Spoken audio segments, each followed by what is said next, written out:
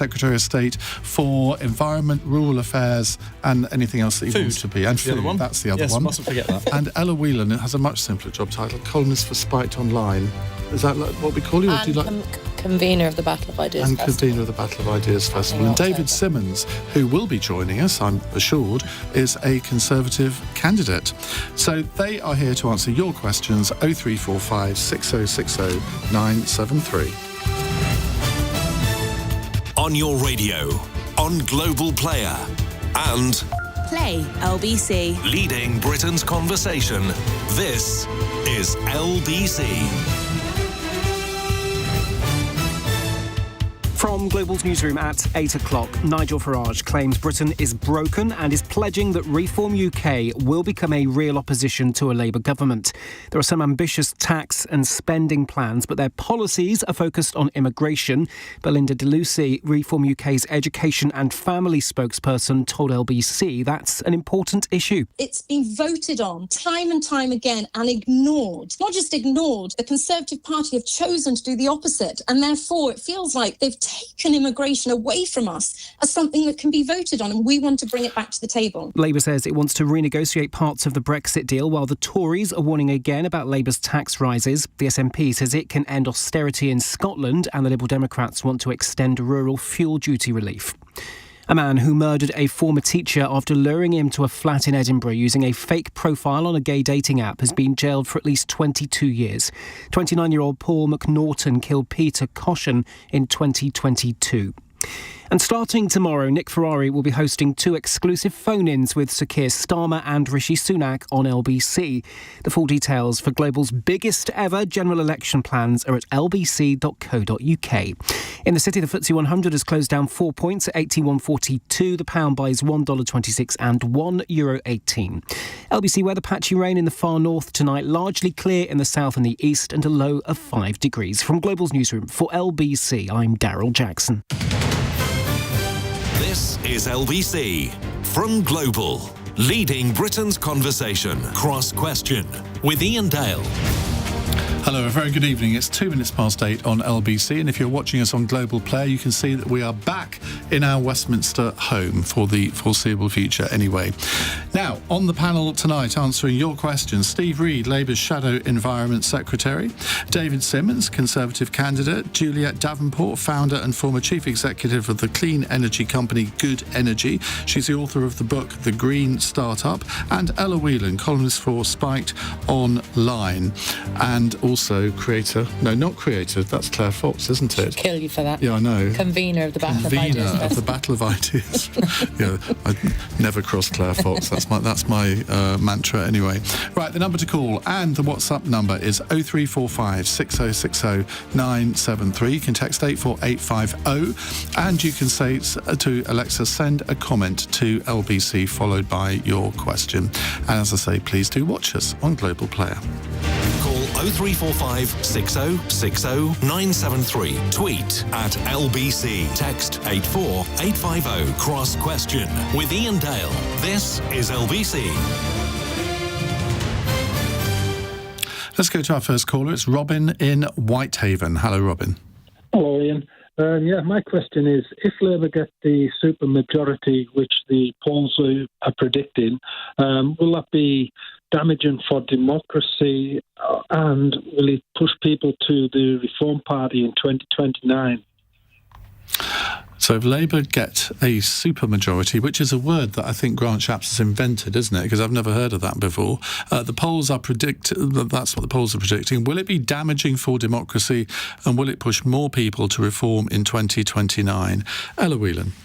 Well, I think the fact that you've had such a mortifying difference, really, between Shapps and Sunak in the space of a few hours, it shows that much of the Conservative Party, if not all secretly, have already given up on this election. You hear whispers in Westminster about, staff already packing their bags and there being a very low mood, and quite openly MPs talking about the fact that they need a period of time in opposition. And if you've given up to that extent and just almost welch on the hard task of making the arguments and trying to be, politically inspiring in an election, then I think that is kind of bad for democracy. I mean, it's not terrible, but it means that Labour isn't put under the kind of scrutiny that it needs to be put under. I think probably what's in relation to reform in 2029, what Farage in particular has done in his announcements today is set the bar quite high, or to put it another way, revealed the low horizons of the other parties. So whether it's sort of plans for vouchers for the NHS, or big things in relation to the ECHR or net zero, all the rest of it, he's putting pressure on the other parties and revealing how low their horizons are. And I think that's a good thing for democracy, if I can flip your question, Robin. And I think we're probably going to see more of that in the next few years, because they're not going anywhere. I think his main point was after the election. I mean, if basically there are so many Labour MPs that some of them have to sit on the opposition benches because there's no room for them on the government benches, I think Grant Shapps called it a socialist dictatorship. Yeah.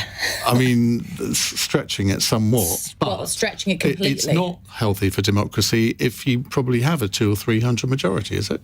Potentially, but maybe I'm going to be completely wrong on this. I'm not totally convinced that Labour is walking into this with, absolute victory and, flags flying. I think more likely what's going to happen if they do get a large majority is that it will be a product of a disaffection from or disillusionment with the Conservatives rather than a great enthusiasm for Labour. You've had people writing this article in Telegraph last week talking about the reality potentially of a coalition with the Lib Dems. All of that is still to play for. It's not the supermajority is not certain, I think. James says, I don't know what is a supermajority. Well, I'm assuming that it's as simple as a massive majority, something in excess of what Tony Blair had in 1979. He had a majority of 179, something like that, which was the biggest majority that anyone can remember. And if it was 250, 300, which, like you, I somehow doubt. But, I mean, it could be entirely dependent on how many votes Reform UK take away from the Conservatives. David Simmonds, when you heard Grant Shapps last week make those comments, I can imagine the air turned blue. Well, the air's very blue when it comes to my house and my constituency. I've got to say, supermajority is a US term, and it refers to a situation where there's no effective opposition because the government controls everything. And it is a genuine concern for voters. And I think probably Steve and I both know, because our parties are doing huge amounts of canvassing, that this election does feel a bit closer on the doorsteps than some of those national opinion polls suggest. But it is a legitimate concern for voters, because the temptation is, if you win power with a huge majority, then you are tempted to go perhaps further than you said you would in your manifesto, to railroad legitimate concerns and opposition that may come up.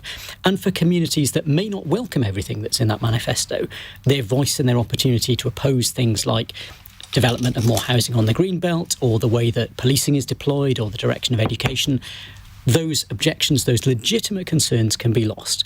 And that is something that voters are voicing about all sorts of different things, whether it's aspects of the tax system, it's aspects of the administration of transportation, the way that our education system works. For example, would a government with a huge majority be tempted to just abolish all the grammar schools at a stroke? Or would they go through a process of consultation where local communities where those schools are would have the chance to have their say? So I think it is a legitimate concern in the mind of voters, and certainly something that I've heard about on the doorstep. Do you think it's still possible for Rishi Sunak to turn it round?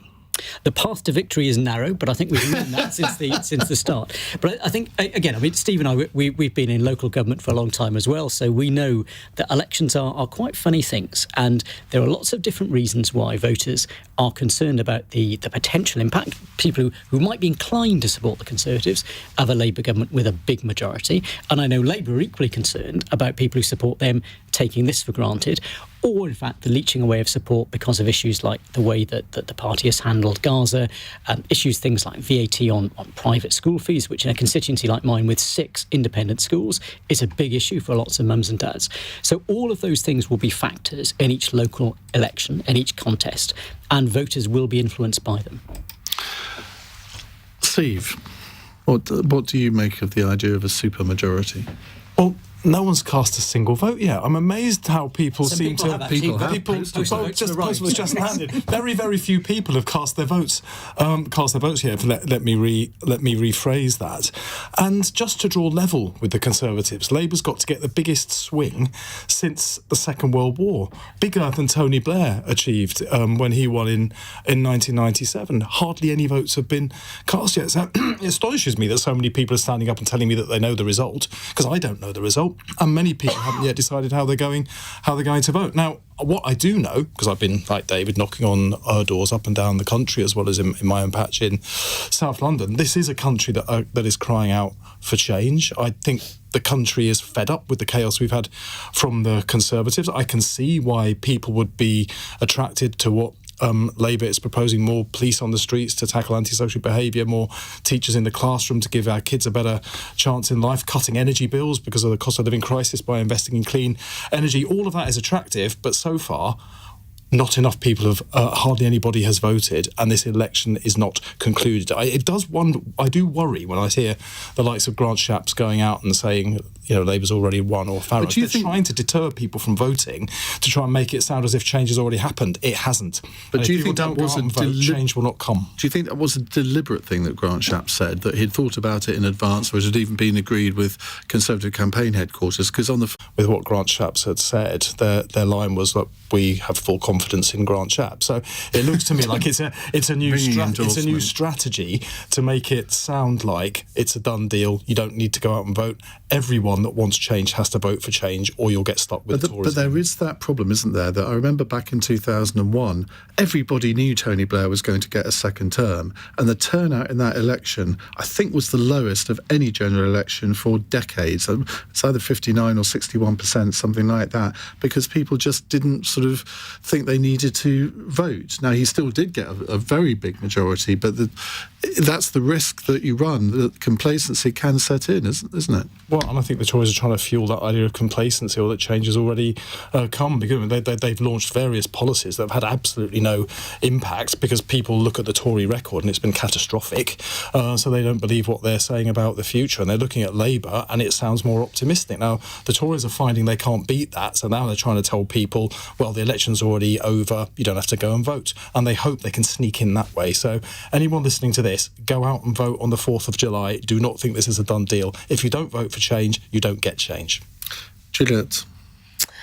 Well, I wonder whether actually it might give people confidence to vote with how they actually want rather than tactically, which I think when you've got a two-party race, actually people are much more concerned about one party getting on or another. Where it looks like you've got such a large majority potentially coming down the line, actually maybe some of the other parties, Reform, Greens and Lib Dems, may actually do better because people are going to vote for the policies that they feel closest to. And so I wonder whether it might have a slightly different impact than just the straightforward one that we're talking about here. Well, it's the same effect. If people don't come out and vote, either Rishi Sunak or Keir Starmer will be Prime Minister come the 5th of July. If people don't vote for Keir Starmer, they could find they've got 5 more years of the same chaos we've had for the last 14. Under our electoral system, that's how it works. Now, the British people are smart enough to know that, and I think people will use their vote sensibly. But it's important they realise this election is not over. Hardly anyone has voted yet.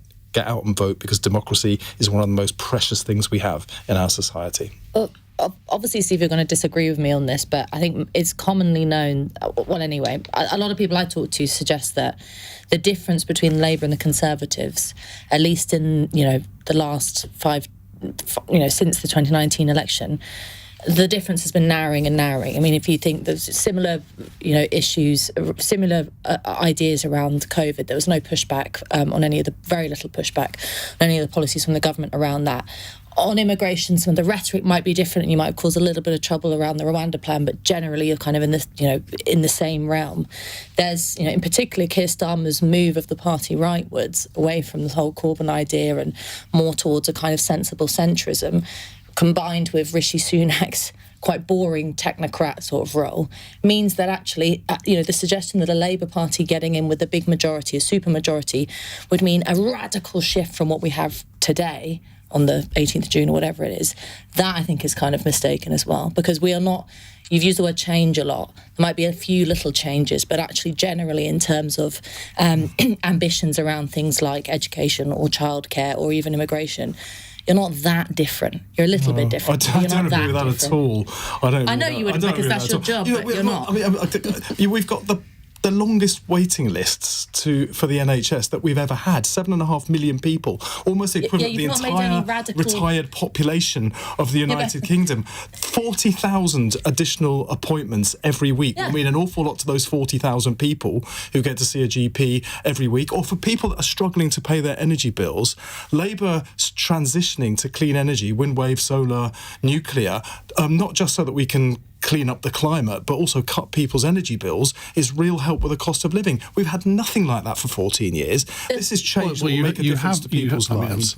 David could make this point himself, but the government have reduced energy bills by the amount of subsidies that they've given people over the past. But they're not transitioning the economy, are they? None of that has been done. It's Labour that is talking about making this a clean energy superpower. Thousands of jobs up and down the country, good jobs, well-paid jobs, secure jobs, but also cutting people's energy bills for good, and also cleaning up the climate. That's just one of our policies that you get all of those benefits. I think we've got to be clear. Under the Conservatives, this country has been the number one by a country mile in decarbonising our economy. The 69% reduction in per capita emissions in this country is much greater than any other developed nation in the world, and that's partly because, much as I welcome what Steve has said, we're doing it already. The investment in things like offshore energy is absolutely world-leading.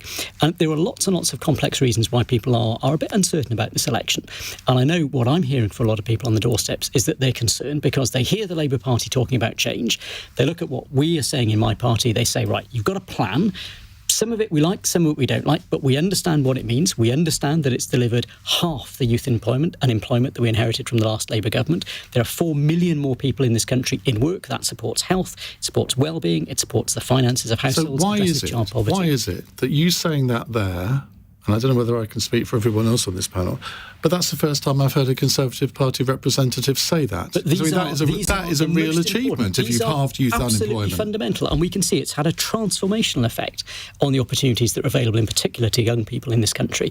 And what a lot of my constituents are saying is they don't fundamentally dislike some of the stuff that Labour are talking about, but what they do see is that there's a huge financial black hole, and they're worried about that. They know what they're hearing about guarantees on income tax and things like that, and they're then thinking, so what does this mean for my pension? What does it mean for the taxes on my family home? What does it mean for inheritance tax? And because they're not getting answers to those questions, that's the thing that's making them think, I've got to be Conservative Party workers are also not getting the ammunition from the centre to go out and sell a Conservative message. I mean, why? I mean, they're being left high and dry, basically. I mean, there's so many have said this. We don't know what to say to people on the doorstep. Transformation of our education system. That's an obvious one. We've absolutely motored up the international league tables when it comes to the standard of reading in our schools. The massive subsidies that have been put into childcare with the free hours that have made a huge difference, the mums in particular being able to get back to work. The clarity that we've brought to some of the debates about environment and saying, look, this is what this looks like, this is what we need to do to achieve it. But for example, net zero is going to be a challenge because of the physical infrastructure that we have. It's going to take longer. Whoever is in power, all of those things are realistic, which certainly isn't what we've heard from Reform or Labour. Right, well, Robin, you got more than your money's worth there, I think. We'll come to more of your questions in just a moment. 0345 6060 973. You're listening to LBC. It's 18 minutes past 8. Britain decides. Sir Keir Starmer takes your calls on Nick Ferrari at breakfast tomorrow morning from 7, exclusively on LBC.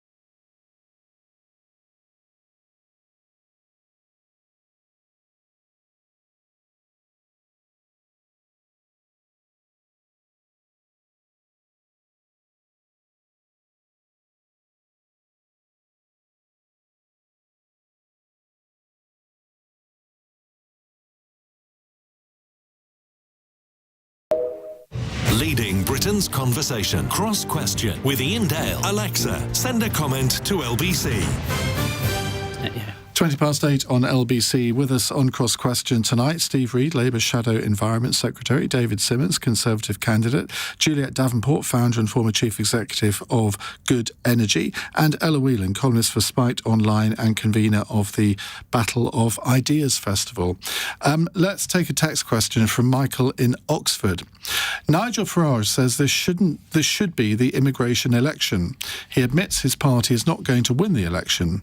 So what should the two parties who say they could win it do on the issue of immigration to prevent Farage from being a contender in 2029? Steve.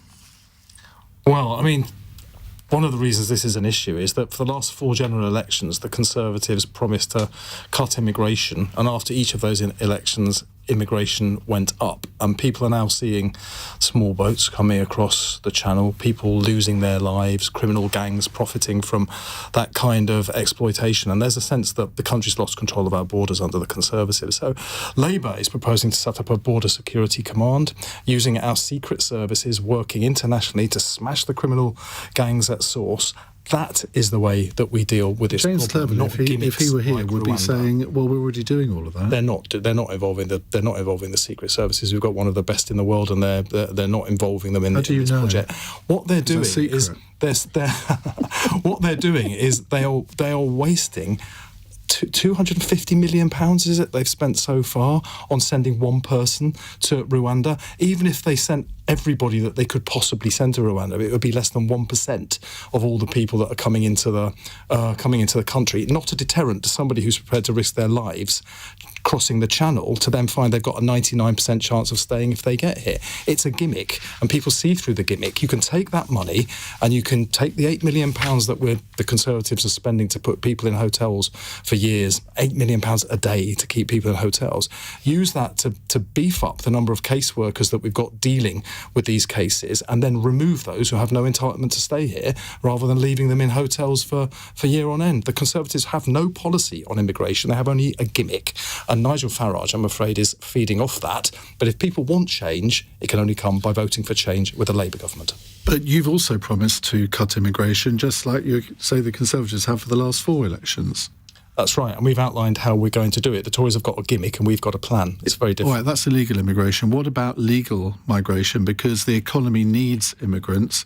The number of people with work visas has shot up over the past couple of years, but that's because the economy needs them. Are you promising to cut them? No. The reason the economy needs those people, as you put it, is because the Conservative government has not ensured that we are training up British people to have the right skills for the jobs that are available. But you can't solve that in a couple of years, can you? Well, we're hoping to be elected for a full term of government, and we'll be judged at the end of that term of government on the difference that we can make. But if you look across our country, some of the poorest regions in Europe are here in the United Kingdom, which is still one of the richest countries in the world. And the reason is everything is too over-centralised. Labour wants to devolve decisions over skills to the regions, so that working in partnership with businesses, local authorities, regional mayors, they can skill up their people for the jobs that are required in that particular region, and we get fairer growth across the whole country. Okay. We then don't need so many people coming into the country to do jobs, because we skilled our own people up to do them. Juliet Davenport. Yes. Would you like to answer the question? on immigration? Yeah. I mean, I think I think we also need to take a step back, because immigration is a global issue. It's not just a national issue. 40 million people last year are migrating due to climate-related situations worldwide. So this is not something that's going to go away short term or longer term. It's going to get worse and worse. So I do think we potentially set ourselves up for a fall when we say we're going to continue to reduce it, because actually what we need to do is go out there and engage globally on the issue and start to understand people moving countries, travelling across continents, aren't doing it because they fancy a quick trip down to sort of the fish and chip shop. That's not why they're doing it. They're doing it because they have absolutely no choice. They have no other way of living where they are at the moment. So we need to start to take that very seriously, because this is just we're going to get, if if we set up this conflict in this situation, we're just going to spend all our economy keeping the boats out in the long term. David? Reform and Nigel Farage offer a lot of anger about this, but they don't offer any solutions. Well, their solution today, they have actually offered a solution. You may not agree with it, but they say they have a 4-point plan to stop the boats. They say leave the European Convention on Human Rights, 0 illegal immigrants to be resettled in the UK, a new Department of Immigration, and pick up illegal migrants out of boats and take them back to France. All of which we know through long-established political debates are unfeasible. We know that that's the case. And I welcome a lot of what Steve said because, as you referred to, we already have a very sophisticated system for tackling the criminal gangs. I've met the people who are doing that work, including those from the Secret Service that are working with their counterparts from France and across Europe, and have had a lot of success in cracking some of those gangs, particularly on the continent. We know that one of the reasons people are in the small boats now is because we've had success in securing the railheads and the ferry terminals in France. So that's the thing that's left open to those gangs. And I know, because I've personally met migrants who are waiting to cross, that the Rwanda plan is a deterrent. People are concerned about the impact of that. But none of it on its own is going to be a solution. And this is about Britain playing a bigger role in the world. We know there are something like 150 million people on the move as refugees across the world at the moment. A proportion of those are trying to come to Europe, and some of those want to come to the UK. We're not a particularly popular destination for refugees, but we need to make sure that we've got effective systems in place to manage both their arrival and the way in which we plan for their future, whether that might be outside the UK, as a lot of countries across Europe are considering, or whether that means that they will, as many already are, become integrated into the UK, they join our workforce, they settle here, and they're part of our society of the future. And I represent a place that's full of people who are like that. People who came here from Europe as refugees from the Nazis, people who came here from countries across the world as refugees, who are settled, prosperous contributors, who are an important part of our society today. And the modern Conservative Party, if you just look at the cabinet, entirely reflects that development in British society, and I think we should be positive about it. Ella Whelan. Well, why is leaving the European Convention on Human Rights unfeasible? I mean, a large section of your party is in favour of it. So the answer is we can do it, but it doesn't address the problem. The European Convention on Human Rights is entirely based upon British legal practice. And therefore, if you bring that British legal practice back into the UK, you get the same decisions from the courts, because the ECHR, which has no power to intervene in a British court case, can send an advice note to the British government, as it did recently to the Swiss, and their parliament and their government can say, well, thank you very much, we've considered what you said, and we've decided to ignore it. That's what we did in the past about prisoner voting. It's what the Swiss have just done on a climate judgment. So there is no reason at all why this creates any kind of barrier, either to the deportation of people we don't think should be here, or that it creates any benefit, if we do leave it, to our ability to deport them. We know that the big issue in relation to the Tories' Rwanda gimmick, which I agree was a gimmick, it wasn't that the idea of doing something drastic was unwelcome in the electorate. That something people felt that, in particular in relation to the small boats, something needed to happen in capital letters. But it was the fact that we all knew from the get-go that it was going to be blocked by various external forces, whether it was lawyers, whether it was the ECHR, whether it was inadequacies within the fundamental system. Both our courts and the ECHR confirmed that it was legal. So there is no barrier to that. Each individual has the right to appeal. Hang on. The whole point that I think what chimes with people who are worried about immigration from what Nigel Farage and the Reform Party says in the clear-cut position on the ECHR is that he and Reform get it, that people's concerns aren't just about the numbers. And I think that both parties, Labour and Conservative, battle it out about numbers a lot. Well, numbers are important. But he understands the Brexit drive, which was the C word, control, which was the idea that whatever the numbers, and probably most people want less, you would have control over a system, sovereignty over a system. Do. But you can see from the whole discussion about the Rwanda plan that you have, rightly or wrongly, lawyers from charities, external forces, campaigners, but also, the ECHR and foreign courts, as Farage likes to call it a lot. So does Sunak. Having not just a say, but thwarting the democratic process in our country. Now, I'm not going to vote for Reform because I'm fundamentally opposed to their position on immigration. I'm very pro-immigration. I'm actually very annoyed. Not just annoyed, I'm livid at the fact that inadequacies in the economy, which long predate the issues that we currently have with immigration, are being blamed on immigrants. There's a real laziness from Labour, Tories and Farage about this, the idea that if only we just booted out a few more people or kept the border shut for a while, things would be rosy in the economy. So that's why I'm not in favour of that. But I am in favour of a honest discussion about what people care about, and people care about control and sovereignty and democracy, and that if you vote in a government, they'll be able to wholeheartedly and fully, without barriers, be able to implement a policy, do something as simple as implement a policy that works. Can I just say, I agree with what Ella's saying, but I think the fundamental problem with what Reform is saying is not the politics of it, it's that it isn't true.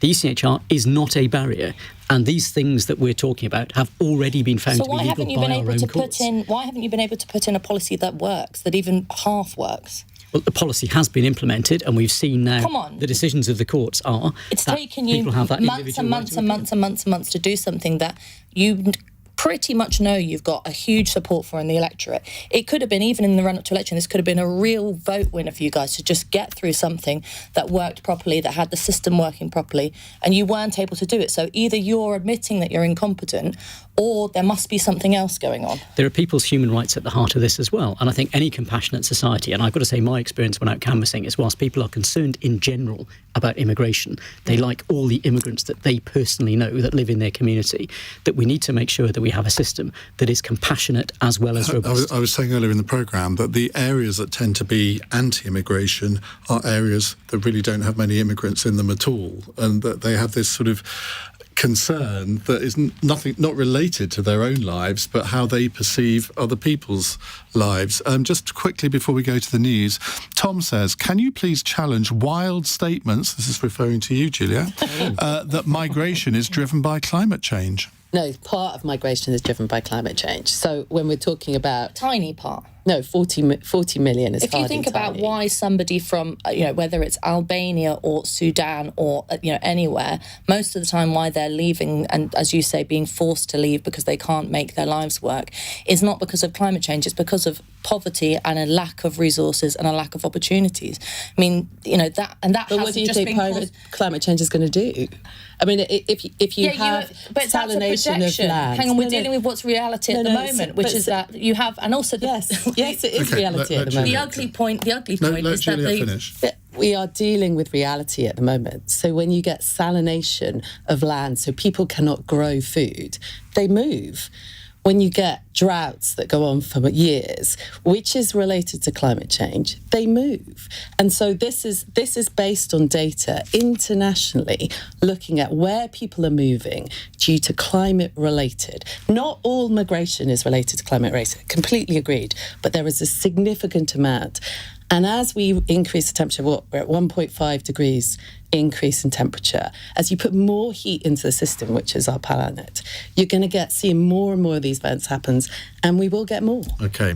I would highly recommend that everybody in the panel and all listeners read an article by Professor Jonathan Portis from King's College London, a Remain supporting professor, who's written, I thought, a really insightful article about how legal immigration is one Brexit benefit that this government has actually managed to sort of take advantage of. It's totally counterintuitive to the narrative that we all read, but given that I've interviewed him many times and he's about the most Remainery of Remainers, I thought it was a very interesting article. More questions in a moment. It's 8:33 News Headlines with Daryl Jackson. The chairman of Reform UK has told LBC they'd be willing to enter a standoff with France to return asylum seekers back to their shores. Richard Tice has been speaking to LBC as his party promises to stop the boats within 100 days of winning an election. A judge has jailed a 29-year-old man for at least 22 years for the murder of a retired teacher in Edinburgh. Paul McNaughton met Peter Caution, who was 75, on a dating app before killing him in August 2022. And animal rights campaigners have told LBC it's right there's an investigation after a police car was used to stop an escaped cow. It happened in Staines-upon-Thames on Friday night. LBC weather: patchy rain in the far north tonight, largely clear in the south and the east, and a low of 5 degrees. This is LBC.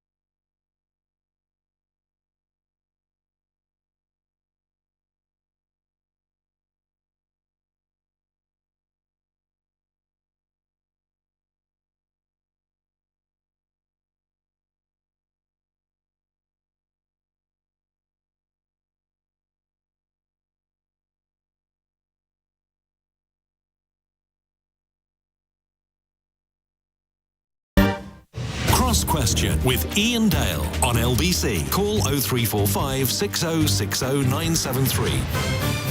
Massive devolutions. 8:36 on LBC. Steve Reed, David Simmonds, Juliet Davenport and Ella Whelan are with us answering your questions. A text question from Clara in Sheffield. Reform's contract says, not manifesto note, says climate change has happened for millions of years and we shouldn't pretend we can stop it. Are there really votes to be gained in denying climate change? Juliet Davenport, I imagine you're going to say the answer is no. Well, I guess if you go to a doctor and you have a diagnosis and the doctor turns around to you and say, oh, you're perfectly well, but actually you're dying of something. Is that a good thing, that the fact that the doctor hasn't told you there's something wrong with you and you can do something about it? Or are you going to feel better because they haven't told you and they're denying it? And that's what climate change is. Climate change deniers is basically looking at the But they're not science. denying climate change, they're denying the human element to it. Yes, There's a difference, isn't there? There is. And the human element is very specific to the industrial age that we're in now and has been over the last 60, 70 years. And you can see the data. I mean, the data is very clear in terms of what is happening. And the key element, and sometimes we get a bit stuck on temperature because 0.5 degrees feels very low. But actually, if you consider how much heat, how much extra energy we've put into the system, what is that going to do? So it's going to make it wetter. Think about the UK right now. It's going to make it more stormy. We're going to see much more extreme events, which we've already seen, where you get a whole year's rainfall in one place at one time. And that is what climate change is going to look like. But Clara might well say, or others might say, maybe sort of reform candidates might say, that we had all of this in the 1400s, where sort of vineyards were created in York. And it was hot then, and there were lots of rainy events then. That wasn't man-made, was it? I mean, there wasn't a man-made element to it then. Yeah, so you have variation in climate change. By the way. No, of course. But what we're seeing now is an exponential increase in the amount of CO2 emissions we have. And this is over a short period of time, because I remember when I was like a teenager, we were told there was an ice age coming, and yet suddenly now it's all very different. Well, no, it was always there. It's just which scientist you believed at the time. And the data has improved significantly over that period of time. Think about the number of satellites that we have going around the planet now, actually taking data, looking at actually what's going on. I mean, if you think about one of the reasons I got into this whole area was the whole weather event in the south of England. What was the weatherman called again? Michael Fish, the Michael Fish moment. And that Michael Fish moment Sevenoaks became One Oak. That's right. And that was there because there was a data point missing for a trawler in the middle of the Bay of Biscay. He didn't know where he was. He could take the temperature, but he didn't know where he was. And that was the level of sophistication that we didn't have at that point, is that you couldn't do weather predictions. Today, we have some of the most advanced capability. In the UK, actually, the Met Office is an amazing organisation. One of the reasons why it's constantly trying to be hacked worldwide. But anyway, that's another point. But the issue is that we're seeing this data come through. Unless we're honest about it, we're not going to start to make the changes we need to do. Ella. Yeah, but I think the problem is that there isn't a level of honesty accessible to the electorate when it comes to discussions about climate change. I mean, it's telling, Juliet, that you used the sort of a medicalised example, and maybe it wasn't deliberate, but there's this whole, the way in which we talk about the climate and what to do with climate change or climate emergency, whatever you want to call it, is very much as if there is no political discussion. It's like going to the doctor and the doctor science says you're dying and your house is on fire and you must listen to him. And actually, if you pick apart, Clara, what is really being said by reform, it's that whenever climate change has happened for millions of years and we shouldn't pretend we can stop it. A lot of the time at the moment, whether it's net zero policies or the sort of more extreme end of Extinction Rebellion, the narrative is that we must stop, that humanity must stop progress, stop doing things, stop heating up the world. And, to your average person, that sounds like, and it is in reality, no more extension of quality of life, no more progress, no more wealth, no more new things, no more new industry, no more anything. Just stop and live the small life that you live and be content with it. I think that, part of the problem with the whole discussion around climate change is that there's been the solution from Greens, whether it's Green Tories, Green Labour, Green activists, is we need to impact on the world less, and there's no other option than to shrink. When in actual fact, we should be having discussions about, whether it's green or The not, Labour innovation. aren't saying that. They want growth. And that's the main point of their manifesto. You can't accuse them of wanting to shrink the economy. No, the whole discussion around the sort of green economy and whatever you scrapped the amount of funding you were going to have for it was the idea that we have to live more within our means. The narrative is that people shouldn't be driving as much, and so we need What's to wrong find with reduce. that? Isn't that a good thing? Well, because not if you're like me, about to have 2 kids and needing to go and do the big shop on a Saturday. I mean, no one's suggesting that no, but you this shouldn't. impacts the whole point. But is shouldn't we all think about what we're doing to either damage or help the environment? That's a good thing that people should think about that. No, I'm not suggesting we all go around sucking on exhaust pipes like lunatics, but rather I would prefer a government to say, we have this challenge, which is that, X number of people in the world are going to have an impact on the environment. I don't think anybody would suggest that that isn't true. How do we innovate our way out of this? How do we create a new society which meets the challenges that people are most concerned about, which is costs, quality of life and wealth and, leisure time and all the rest of it, and not sacrifice that, but build new things, whether it's nuclear. I mean, just even on nuclear, both parties' position on nuclear is poor. There is no foresight in relation to that kind of energy. Okay. Can I just come in on that on that point? Because I think there is a lot of fear around terms like net zero, because it sounds scary. People don't understand what it means. That's very insulting. But no, there are. You have to understand the science to know what it's net zero of. And I don't think people perceive that as meaning stopping you doing things you want to do or making you pay more for it. That is what it means. There's actually an opportunity within. No, this is where you're wrong. There's an opportunity in this. So Labour's plans to transition the economy from fossil fuels to clean energy creates thousands of good jobs up Why and have down. you watered it down? Up and down. Well, we haven't. It's the Yes, you biggest. have. It's the biggest climate and energy plan ever put by. You were before going the to British spend public. £28 billion on this, and now it's more like 7. It's the biggest climate and energy plan ever put before the British public. Well, it was, in a general but it no election. longer is. It still is. It's the biggest that's ever been put. Well, it's not 28 billion, is it? We will transition. It's the amount that you need to spend on to be able to get this country to become a clean energy superpower by 2030, which is what we intend to do. But it's not just about net zero. It's also about creating good, sustainable, well-paid jobs up and down this country and cutting energy bills for homes and businesses. All of that is good. It's not constraining you. It puts more money in your pocket. Really quick clear example. Both your constituencies are in and around London. Neither the Labour nor the Conservatives are willing to scrap the ULEZ policy. The ULEZ policy is commonly known. No, you want to reduce the expansion. That's ridiculous. You don't want that. Everybody wants to reduce the expansion because it's nuts. You don't want to scrap it in its entirety. The ULEZ has compromised people's quality of life living in and around the city. You haven't put on any more plans to put on any better public transport or infrastructure. So you are, in the name of green policies, you are reducing people's choices and reducing people's movement. That is a perfect example of why green is net zero isn't just scary. It's not rubbish. It's not true. I think that this is clearly a complicated debate, but fundamentally, as a Conservative, my aim is to ensure that we support people's quality of life, but we do it in a more environmentally friendly way. And if we look at the government's record, we've invested a lot of capital, in particular, in things like the railways and the bus network to make public transport more acceptable. We have approved the creation of new licences for oil and gas, because those are not just used for fossil fuels, they're also used in manufacturing. We had a major problem because of the Russian invasion of Ukraine. But that's a good example where you've slowed down your net zero plans. You pushed the electric car thing back to 2035. That's because we need to be realistic, and we recognise, if we look at what we've seen in London, for example, a lot of people simply cannot afford the transition to a ULEZ-friendly car, and that's why we've said we will scrap that. We know that people in the centre, where incomes are higher and car dependency is lower, have already made that transition, but it's not happening in the suburbs. That's why we need a different policy. But David, your party understood already that people couldn't afford to pay those charges, so you funded cities like Birmingham, Bradford and Bristol, so they didn't have to have charge people to switch their cars, but didn't give a penny to London.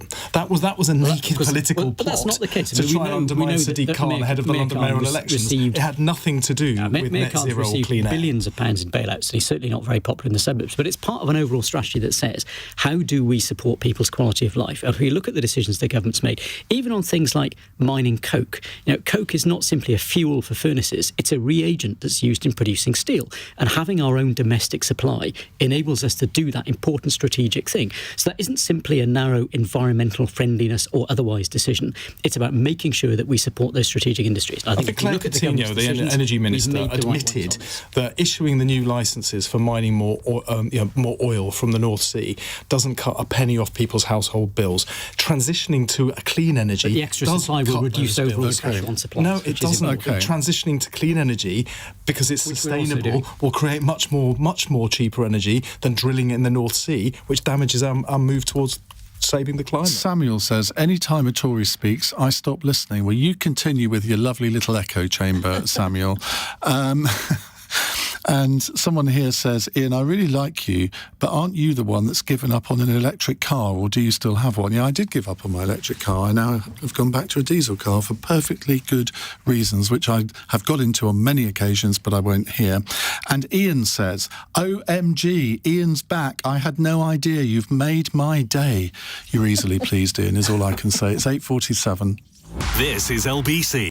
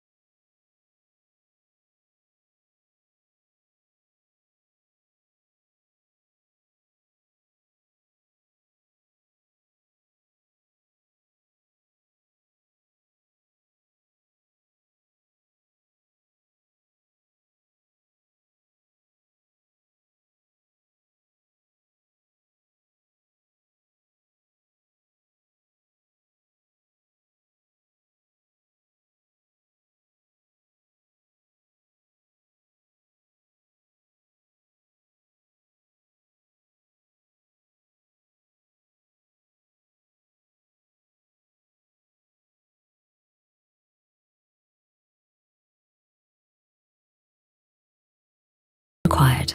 Cross Question with Iain Dale on LBC. Steve Reed, David Simmonds, Juliet Davenport and Ella Whelan taking your calls and text questions. Siobhan in Swindon says, a farming union leader says the police officer who rammed the cow probably did the right thing. What should the consequences be for this awful scene?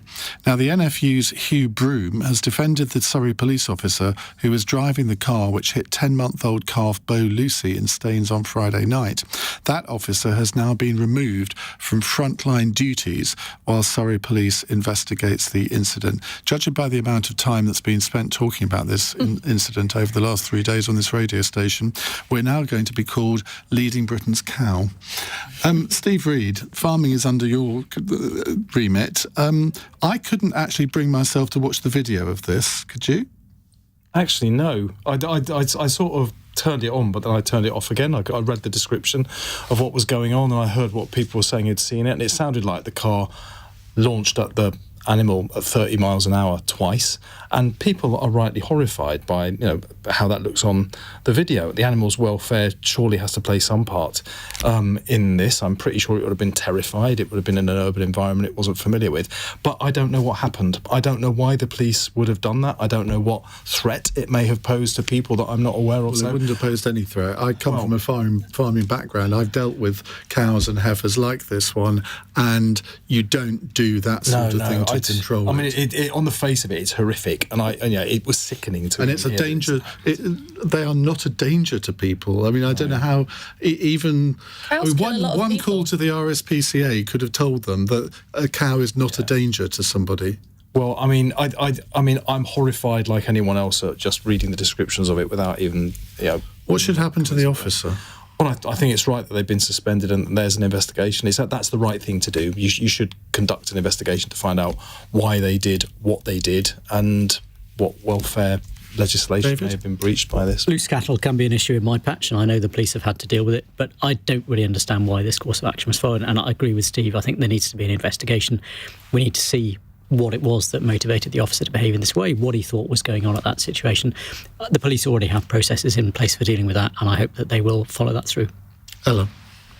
I don't know, maybe I'm not as sympathetic to wildlife. My husband's from a farming background. They've farm that's raised cattle for years, decades. But the quotes from some of the news reports about this say that farmers in the area said if you're in a built-up area as it was, with the potential for it running into people, and someone's actually quoted as saying could have hit a child, it's probably the right thing to do. I mean... Oh, just think of the children, yeah. I mean, that is a pathetic argument. I kind of think it's a bit pathetic to talk about... The cow, by the way, is all right. It's quoted as saying it's doing all right, it's on the mend. More by luck than judgment. It's going to be fine. But I just think it's kind of weird that we get... So we kind of get like this about animals in this country, and maybe that's a very nice thing, and we're caring and whatever. Maybe I'm a cold-hearted witch because I don't care that much about it. But let's get some perspective here. The idea that you would have a police investigation... It'd be one thing if he was like to his fellow officer, look at me, mate, let's see how hard I can hit this cow, and it was obviously an ugly sort of wanton act. That's one thing. That'd just be, psychopathic animal, assailant. But that's obviously not what happened. So can we relax a little bit? There's a lot of serious things that the police need to be getting on with, rather than wasting time investigating why someone decided to ram a cow a little bit and the cow's doing fine. And can we just get on with life? Ram a cow a little bit at 30 miles an hour. The cow's fine. It's all right. It had a gash in its leg. It could have broken its leg. I know. I mean, I'm struggling to see how I don't come out of this badly, Ian, to be honest. But I mean... Just keep digging that hole. Maybe it's because I'm not... Just think of the police car. I don't know, maybe it's an Irish thing. I just don't understand the English obsession with animals, whether it's dogs or pets, or in this instance, cows. Now you're accusing the Irish of hating animals. Well, we've got a slightly more perfunctory relationship with cattle, and our produce is a lot better than over here. Juliet. Yes. John Simpson, he said on Twitter today, the BBC World Controller or whatever he's called, he said, we're all hypocrites on this because most of us complaining about this will have eaten roast beef for dinner on Sunday, which again I think is a rather pathetic argument. Yeah, that doesn't make any sense whatsoever. I mean, for me, the big challenge is it's not so much about the individual event. Is that if this sets a precedent that every single time there's a cow out, that the police car feels that it's okay to go and ram it. I mean, I think for me it feels a bit like an education piece. Why can't our policemen? Wait, can you use a rope? What about a lasso? A lasso? They're not cowboys, Jesus. Why not? Why not? Maybe that should be part of their job description. God. Have you all had your say on this? I can't remember. Yeah, excellent. Let's move on then. Derek in Hull. Now, you've got to be relatively brief on this one. The BMA wants the drink driving limit in England reduced to just one beer. What happened to personal responsibility? Now, England currently has one of the highest drink drive thresholds in Europe of 0.08% alcohol content in our blood. Scotland reduced its limit to 0.05, which is what the BMA is proposing for England in 2014, but research suggests this has not had a significant impact in cutting drink driving. God, for once I agree with the BMA. David? Yeah, me too. I think we need to look at the evidence. Now, we know that lots of other countries have lower limits than we do here in the UK, but we also need to look at the evidence around what the enforcement of that is. So in France, for example, they don't have the system we have in the UK where you're automatically banned if you're found to be drink driving. They have more a kind of points-based penalty system. Some countries have different approaches depending upon the degree to which somebody is over the limit. And as somebody who served as a magistrate and adjudicated on quite a few of these cases, I know that there can be particular circumstances that are going on that need to be taken into account by the law. But we've got the evidence of what's happening in Scotland. We've got what the BMA are telling us. We've got the opportunity to look at what goes on elsewhere. I think if we can apply those lessons here in the UK, then we should. Ella? I don't agree with this, and that's not because I don't think drink driving is a serious issue, but I think we've got a bit of a weird relationship with alcohol and adult responsibility. I mean, as well as animals. Yeah, the two don't mix. I mean, this is perhaps this is a very sort of metropolitan response to the issue of drink driving, because if you live out in the sticks anywhere, you have to drive to a local pub. Particularly when my husband's from in Devon, you have to drive to get to a pub. And if you can't have one, most people go and have one drink if they're going to drink and then drive home. And over the course of however, the hour or two's conversation that you have, that pint or that glass of wine is going to have is going to have little or no effect on your capabilities to be in control of a vehicle. I mean, don't get me started. I'm pregnant at the moment, Iain, and the rules on again. I know. It's like I enjoy it or something. The rules on the congratulations. Thank you. Anytime I had a half a pint of Guinness in a pub, which is actually recommended in terms of iron levels from some doctors that I know, and the scowls you get. I mean, we have this weird relationship with alcohol where we are now treating it like it's a poison. It's a poison if taken too often and in too large quantities, but it's the central point of social life for many people. We're forever talking about the scourge of pub closures. If you do something like this, there's going to be no one going to any pubs anywhere outside of London ever. So are they basically calling you Sue Ellen Ewing, an unfit mother? Yeah, well, possibly. You do get that, though, don't you? It's look, for example, not to go off on a rant about the pregnancy thing, but all beer bottles and everything have a big picture on the back of it of a big pregnant woman with a huge bump drinking a beer and a big sign through it with a cross. As if women who are pregnant don't know that what's going into their body is also going into the baby. Okay. And there's this sense that adult responsibility or adults with brains don't exist out there. I've just looked at the time. Brief answers, please, from Juliet and Steve. Well, I mean, it's a safety issue, so if we can improve road safety, thumbs up, personally. Steve? I'll be led by the science on it as well. I mean, I don't see a particular need at the moment to change it unless someone's going to show some very compelling evidence. Yeah, well, that's up to the good people of Scotland and their elected representatives, I guess. Unless someone's going to show me some evidence that shows that there's been a big increase in the number of people being hurt in this way, then I don't think we need to change this. Most adults are perfectly sensible. And that was me thinking you were going to come out with a Scottish stereotype about drinking, but you saved yourself. Never. That Ming vase would have been shattered, wouldn't it? Right, Pearl in Bristol has got our fun question. Ed Sheeran has beaten Taylor Swift to being the most played artist across radio, TV and in public places across this country last year.